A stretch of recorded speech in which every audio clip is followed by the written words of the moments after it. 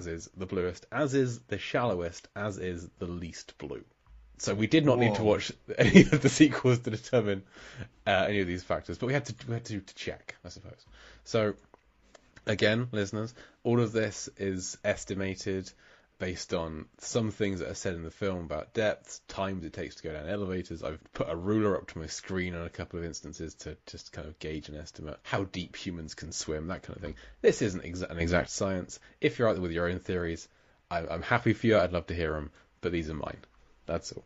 So that out of the way. Someone else needs to come up with a rival theory. By all Watch means. all 50 plus chapters and get back at it. I will fight you, but yes, by all means. So I'll start with the shallowest. The shallowest chapter is very early on. Yeah, by all means. Yes, please do. Of all the franchise. The whole franchise. It's got to be Ronnie Cox. It absolutely is. Deep Sea 1, Chapter 2. Because it's not just Ronnie Cox. Half of it is up in his skyscraper. The other half of that chapter is in a goddamn plane. So, I mean, that whole chapter is up in the air with George Clooney. It is 200. My estimate was 226 meters up, or 741 feet. Wow. See, that's amazing. It's very high. It's very high up. And the least blue. Any idea what the least blue chapter would be? I'd be shocked if you can get this. So of the entire franchise, yeah. Again, they're all in the first film. So narrow it down that much. They're all in the first film. Okay, let's see. The Saffron Burrows testing the shark scene. No, that was I forget which chapter that was, but that was not the least blue. The least blue was the scene with the door bolts. Oh, chapter 14. That chapter is only 6% blue. Whoa! Because I scanned through it again today, and it's just because it's also you have a bit of Preacher walking down the corridor with some water flooding through, but like the corridor is mainly white, the door bolts that's all kind of greys and browns. There's very little blue in there. I think it's like Russell's jumper is blue and nothing else. So very unblue scene. And the deepest. What do you reckon the deepest scene was overall? Probably, I gotta guess when Sam Jackson is eaten, because it's at the very bottom of the pool, and he makes that speech, and then he's eaten. 100% correct. That is spot on. Deep Sea 1, Chapter 18. The entire chapter is, my estimate was 51 meters deep, so 167 feet deep, because it's all in that one room. It's at the lowest the whole facility gets, and yeah, so that's completely correct. And the bluest scene is also, on average, the deepest bluest scene. So what do you think that would be? Okay. The one more time. The bluest scene. The bluest scene of all of the films is also, if I were to determine the kind of deepest bluest, it is also the bluest scene. Okay. The bluest scene. When Preacher, Carter, and McAllister swim to the surface. That's not correct. If I were to tell you that the DVD chapter title of the scene is Thumb Up, Man Down. Oh, Rappaport! Scoggins with the leg that's twitch. Nothing but, yeah. Because the whole scene, that scene was 86% blue. So it's almost entirely underwater. Carter gets to the surface a little bit, and then the corridor floods, but it's almost entirely underwater. And it is, on average, 40 meters deep, or 132 feet deep. And that is the deepest, bluest scene in all of these films. That's amazing. Carter killed Scoggins. Yeah, absolutely. He threw a keyboard at him and just abandoned him. But he didn't have to move that thing. He could have reached in there and turned those. Did not. He just had to. He just wanted Scoggins out of the way. It's fine. We've been there. We've dealt with it. So the film overall, before we started doing Deep Sea 3, our expectation was it would be a bluer but shallower film than the previous two. Do you think that was the case? Yeah, this movie's definitely the shallowest. Yes, it is on average 2 meters deep, or 7 feet deep. There we go, 2 meters or 7 feet deep, which is not very deep at all. A lot of this takes place on the surface. I think most of the film takes place on the surface, with a few underwater swingy bits. And it is 41.5% blue, approximately, which compares to Deep Sea 1 was 30% blue and 15 meters deep. Deep Sea 2, 33% blue, 21.5 meters deep. So it is bluer and shallower. We were correct. Wow. We knew it. Yeah, it is. even shallower than Deep Rising, which was just 5 meters deep, and this is 2 meters deep. So it's a lot bluer because Deep Rising is only 11.5% blue. I just love that no one else in the history of the world has had this conversation before. This is amazing. This is proof. How far off was I with my guesses? Can you answer that? Nope, can't remember what your guesses were. Fair enough. Because you're right, though. Scoggins was killed. Does Deep Blue Sea 2 have any distinctions? Not particularly. No, it's all kind of middle of the road. Like, the bluest chapter of Deep Blue Sea 2 was the first one, because that has the shark finners, so they're out at sea, blue skies and everything, and then you have all of Misty's underwater swimming. So it's a very blue scene. It's almost 70% blue. So it's one of the bluest scenes overall, but it's 5th overall, I think, in the franchise. I'm never going to delete this spreadsheet. This is my pride and joy. Can we frame it? We can certainly try, yeah. Custom frame it. It deserves it.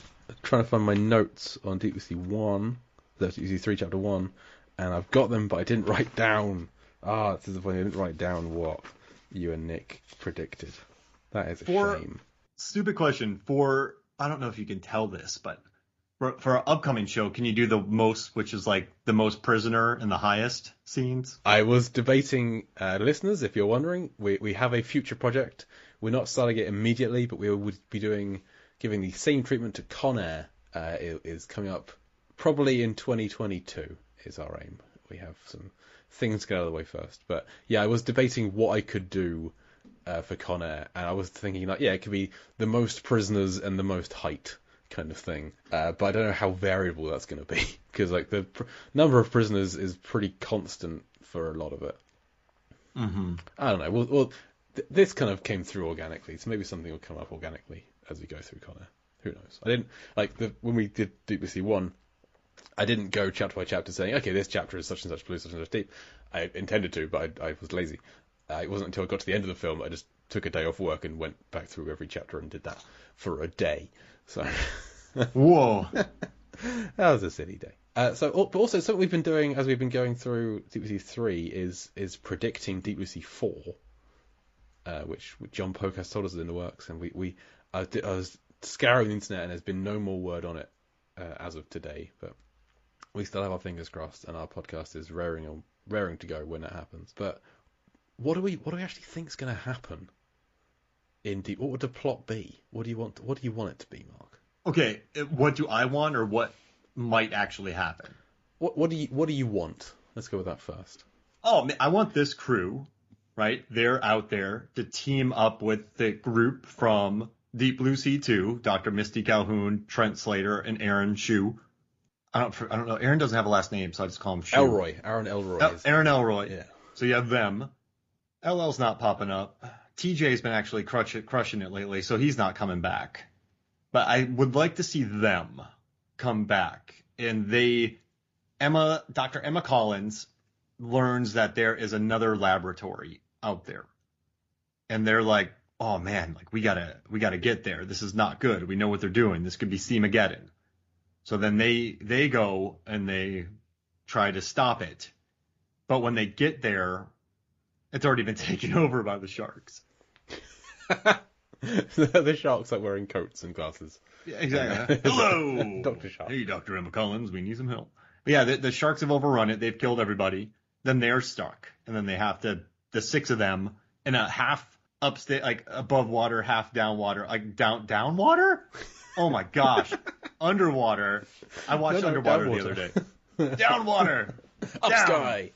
Oh man, something's happening. But I don't know. They're in there, and then they got to stop whatever's in there. The sharks that have gotten more sophisticated, and like in Tremors, where you had the graboids, and then you had the shriekers, and then you have the ass blasters. Like there would be something interesting if you have the. I'm not saying a shark needs to become an ass blaster, but they become something almost like Shark King. But Nanawe from... No, that's just too crazy. Yeah, do that. And then they just got to fight the sharks. And it's just our favorite people running around. Very Scooby-Doo type shark chases. Okay, see, I I don't want the team to come back yet. I want Deep Sea 4 to be new cast. Whoa! I was trying to think. Okay, so the first one is about curing Alzheimer's, was the intention. The second one is preparing humanity against a robot uprising. Fine. Again, I love that that's the premise of the second film, but great. And the third one is very much climate change, global warming. So we need some kind of a message in the fourth one. And I think something that's been quite big recently is learning to like put aside your differences with other people and working together to like take on a bigger goal, which could be tied into the climate change. And there's a lot of, I'm not getting political, but there's a lot of divide in both of our countries politically, and across the world of people. Yes, it's shocking, I know, of people who have different political views or religious views or any kind of views, and being at odds with each other when there are bigger threats at hand. For instance, the environment, etc. I watched Raya and the Last Dragon recently, and this is very much the message in that one. It's a fun film. Oh, I love it. So I was thinking Baby that Gang. I was thinking that we could have some kind of two factions, or at least two, maybe three, who need to like work together in the end to take out the shark. So some bull sharks got away, perhaps, and they're out there attacking a boat. But also, we need a unique setting, because Deep Sea 1, underwater lab. Deep Sea 2 kind of sucks because it was underwater lab again. Whereas Deep Sea 3 has the whole man-made island, so we need a new setting. And I think just setting a whole Deep Sea film on a boat could potentially work, or on like a couple of boats. That's a new kind of setting, and it could be done relatively, well, not as expensively as the first film, perhaps, but just you can set it on a boat, but you don't have to show the whole boat every time, so you can still have like sets and things, and you haven't got to have like a massive set. Anyway, so I was thinking you'd have like a big boat, maybe like a cargo ship or an oil tanker with like a real working class crew. I'm going proper Alien here. Ooh. Like space truckers. A whaling ship? Yeah, perhaps a whaling ship, but I don't want to be as, I want the guys on the boat to be like the good guys. I don't want people because Lucas's wealthy benefactor sends out another team of Lucas and mercenaries, but not Lucas. It's somebody else. Scott Adkins. Scott Adkins, exactly. That could be determined as too similar to Lucas. I don't know how similar we want to go to being to C3, but he can play a different kind of character, still ass kicking and spin kicking all over the place, but with just a different personality to him, more of a friendly guy. I don't know. So he's heading the team of mercs, and you've got the team of the blue collar guys, and then maybe throw in a third party of like pirates who try and take over the ship, and so you have these three factions who have to like work together to try and defeat these sharks who are just for some reason attacking this boat for some reason. And the thing that ends would be they've got like a life, like an emergency submersible that a downwater a downwater survival pod which has at least one of each group in it. So our working class hero, one of the pirates, but I'm thinking like one of the pirates' younger brother or younger sister who got like roped in. It's their first mission. They didn't want to come, so they're still like empathise with them. They still want them to succeed, and they've realised I don't want to be here. My brother's a terrible person. Oh, my brother's dead now. I just want to survive and help these people. So they're still in there to survive. And then a mercenary who has realised that their job is not what they want it to be, and they've also switched, and they're like having a relationship with one of the other two. So there's some kind of, at least these three survivors in this underwater pod, but it's sinking. It's got no means of propulsion. Still has power, still got like a torch on it, but it sinks. And as the film ends, it rests on the ocean, and they look out the window, and they see, call back to Deep Sea 2. There's a shark watching them in the window, and they shine a torch at it, and the shark like kind of, you get the eye focuses like in Jurassic Park, and it swims away, and then they realise, they see what's behind the shark, and they look. And it's the wreckage of Aquatica. Wow. And that's where they've landed. And cut to credits. Okay? Whoa. Mid-credits scene. Roddy Cox slams down a phone. He's angry. He's talking to himself. Sharks have gotten loose. They're running rampant. On the brink of Seamageddon. Chimera Pharmaceuticals ruined. Unless they can put an end to this problem they created. So Cox, he needs to find a cure. The only way to create it is to get Dr. Susan McAllister's research buried at the bottom of the ocean in Aquatica. There's only one man he trusts to go get it. And emerging from the shadows, Carter Blake. Whoa. End of film. That's how Deep Sea 4 needs to end. So then Deep Sea 5, I'm way ahead, is, you got a time crunch, and you got Carter,